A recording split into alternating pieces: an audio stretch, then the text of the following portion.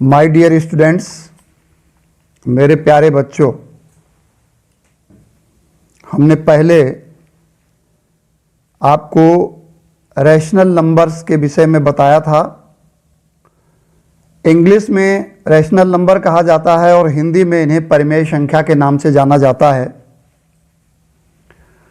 और rational number से संबंधित रिलेटेड कुछ रूल्स बताए थे।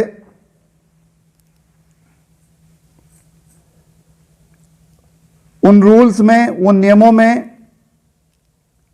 हमने आपको बताया था, फर्स्ट रूल था क्लोजर प्रॉपर्टी, जिसको संवरक गुणधर्म के नाम से जाना जाता है।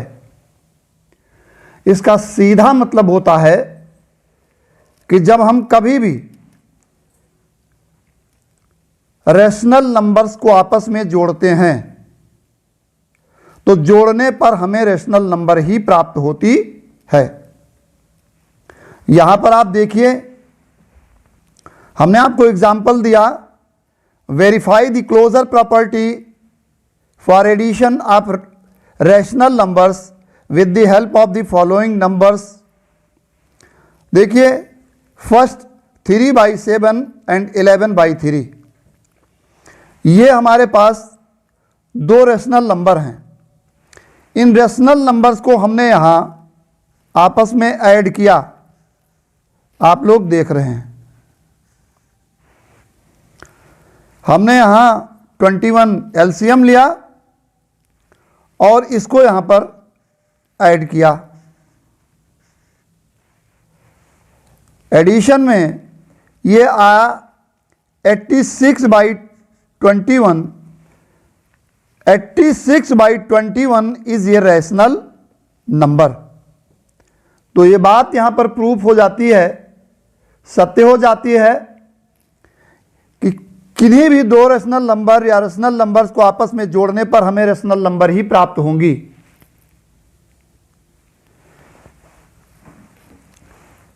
यहां पर हमने लिखा कि hence closure property for addition of rational number is verified. यहां पर यह सत्य सिद्ध हुआ कि जब हमने 3/7 और 11/3 को ऐड किया तो हमें 86/21 मिला, जो अपने आप में एक रैशनल नंबर है। तो इस बात की पुष्टि हो जाती है यहां पर कि हम रैशनल नंबर को जोड़ने पर रैशनल नंबर ही प्राप्त करते हैं। यही हमारा क्लोजर प्रॉपर्टी है। इसी को हम संवरक गुणधर्म के नाम से जानते हैं। इसी का एक एग्जाम्पल और हमारे पास में यह है, नीचे हमने दिया है 1/6 प्लस -3/2। यहां पर भी आप देख रहे हो कि हमने 6 एलसीएम लिया और ये देखिए 1 + -9। आप लोग जानते हैं ये कैसे आया,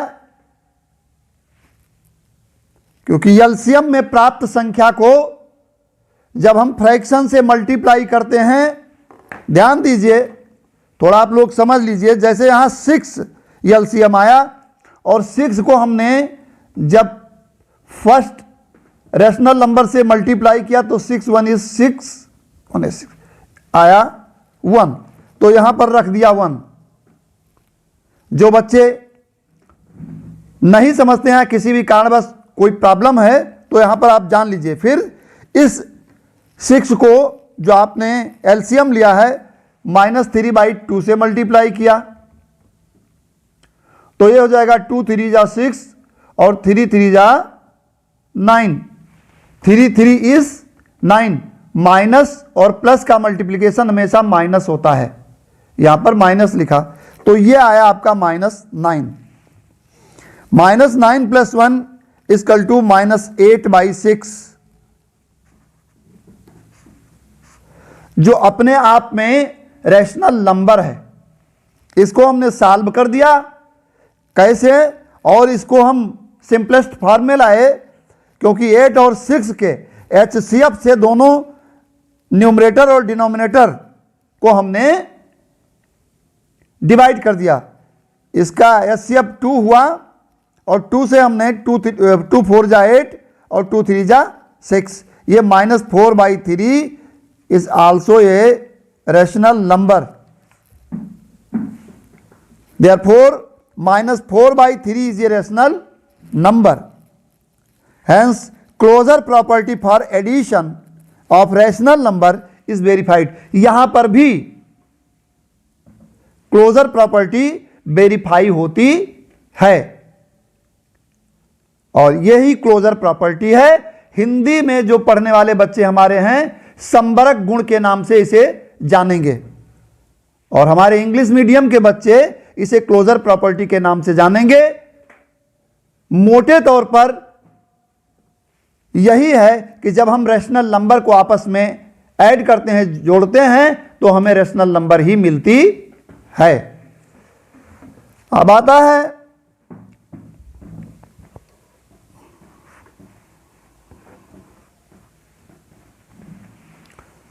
दूसरा क्वेश्चन और वो भी डिपेंड है, आधारित है कम्यूटेटिव लॉ पर। हमने कम्यूटेटिव लॉ आपको पढ़ाया था।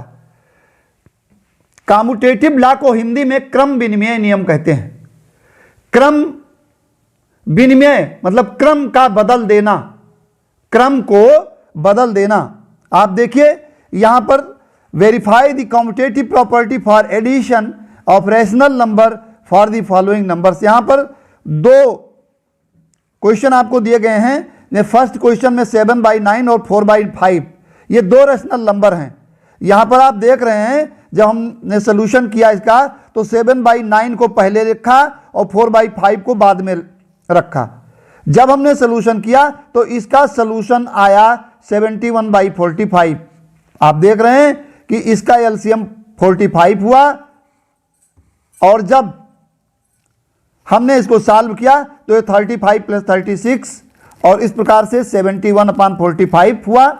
इसके विषय में हमने ज़्यादा इसलिए आपको नहीं बताया कि यहाँ मैं पूर्व में बता चुका हूँ कि ये जो है एलसीएम में प्राप्त संख्या को हम रैशनल नंबर से मल्टीप्लाई करके यहाँ पर रखते हैं। जैसे यहाँ पर हमने 45 को 7/9 से मल्टीप्लाई किया तो 9 5 जा 45, 5 7 जा 35 यहाँ पर हमने रखा। ऐसे 36 को भी रखा।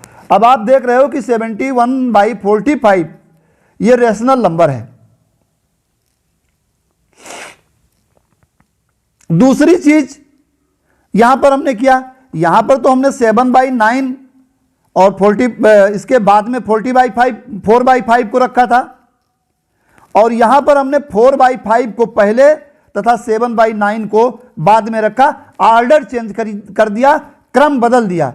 यहां पर सबसे पहले हमने 7/9 को फिर बाद में 4/5 को लिख करके जोड़ा और यहां पर अब हम 4/5 को पहले लिखते हैं और 7/9 को बाद में लिखते हैं और जब ऐड करते हैं तो आप देखते हैं कि एलसीएम वही हुआ, जो है सोल्यूशन वही हुआ और फिर 71/45 हमको मिला। तो इससे इस बात की पुष्टि होती है, इससे बात सिद्ध होता है कि रैशनल नंबर को परिमेय संख्याओं को जोड़ने पर क्रम का कोई प्रभाव हमारे ऊपर नहीं पड़ता। चाहे जिस क्रम में हम रख करके इनको ऐड करें तो हमारा आंसर वही आएगा। जैसे यहां पर 7/9 को पहले हमने रखा, 4/5 को बाद में रखा, रिजल्ट 71/45। यहां पर 4/5 को पहले रखा, 7/9 को बाद में रखा, result 71/45। Hence we can say हम कह सकते हैं जो है कि 7/9 + 4/5 = 4/5 + 7/9 यानी commutative property for rational number is verified.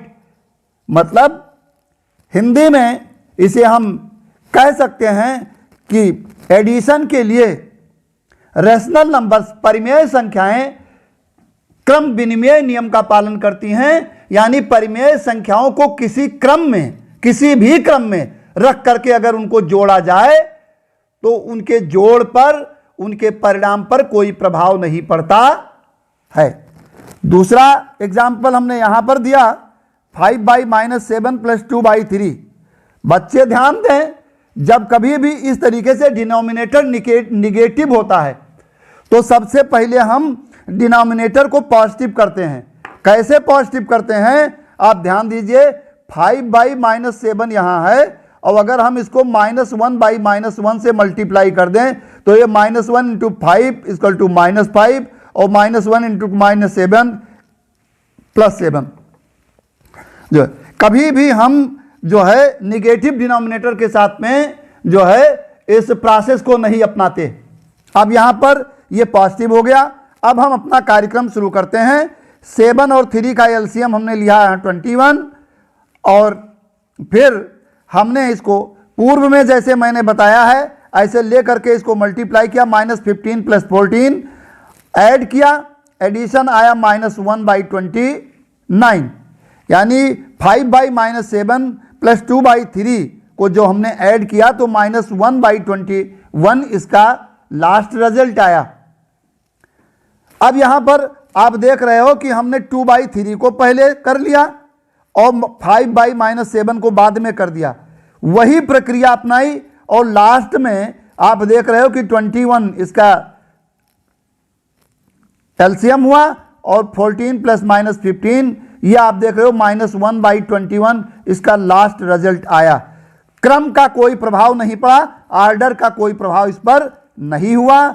चाहे आप 5/-7 पहले रखें, 2/3 बाद में रखें या 2/3 पहले रखें, 5/-7 बाद में रखें, लेकिन आपके जो आपने एडिशन किया उसके रिजल्ट पर कोई इफेक्ट नहीं आया। अतः हम कह सकते हैं कि रैशनल नंबर परिमेय संख्याएं किसी भी क्रम में रख करके जोड़ी जाएं तो उनका आंसर, उनका रिजल्ट एक ही होगा। अतः वी कैन से कि commutative property for rational number is verified.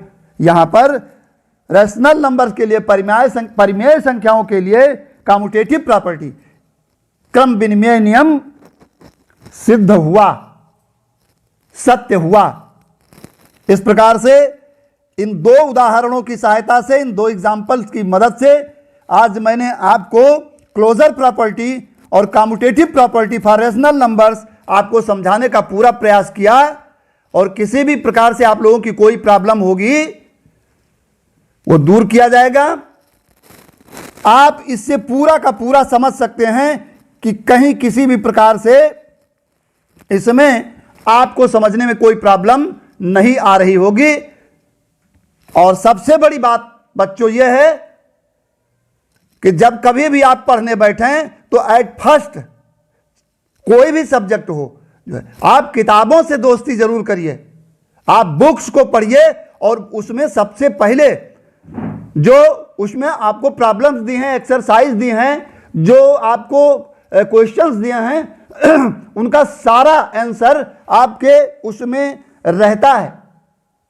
आप किताबों को जब पढ़ेंगे तो सारे रूल्स रेगुलेशन से आप रूबरू होंगे, आपके सामने वो चीज आएंगी और उसको पूरा समझ करके तब आप प्रश्नों को बेहतर ढंग से हल कर सकते हैं। केवल प्रश्न को हल करना, सॉल्यूशन निकाल लेना पर्याप्त नहीं है जब तक आप किसी भी कॉन्सेप्ट को पूरी तरह से समझ ना लें। इसलिए कॉन्सेप्ट को समझना बहुत जरूरी है। धन्यवाद।